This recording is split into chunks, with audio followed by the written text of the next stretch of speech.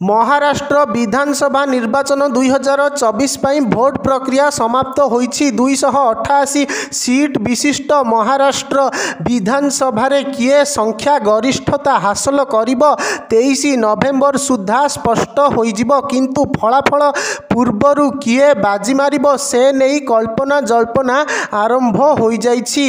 Exit poll व्यतीत महाराष्ट्र विधानसभा निर्वाचन रो फलाफल को नहीं बेटिंग बजार मध्य कल्पना करुछि। एही क्रम रे फालोदी बेटिंग बजार रो आकलन सामना को आसीछि। जदि आमे एही आकलन को देखिबा तेबे भारतीय जनता पार्टी बा भाजपा महाराष्ट्र रो सबुठु बड़ दल भाबरे उभा होईछि। केवल भाजपा को राज्य रे 90 रु 95 आसन मिली पारे। भाजपा परे एहार गठबंधन सहयोगी शिवसेना दल 36 रु 40 टी सीट पाई पारंती।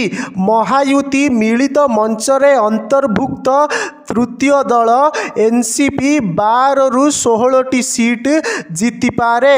फलोदी सट्टा बजार अनुजाई महाराष्ट्र रे महायुति गठबंधन 142 रु 151 टी आसन जीति महाराष्ट्र रे सरकार गठन करुथिबा जना पड़िछि। फलोदी सट्टा बजार व्यतीत बीकानेर सट्टा बजार एवं महादेव ऑनलाइन सट्टा बजार मध्य महाराष्ट्र विधानसभा निर्वाचन फलाफल उपरे किछि पूर्वानुमान करिसंती। एथिरे मध्य भारतीय जनता पार्टीर नेतृत्वाधीन महायुति मिलित मंच संख्या गरिष्ठता हासिल करिबो बोली आशा करा जाउछि।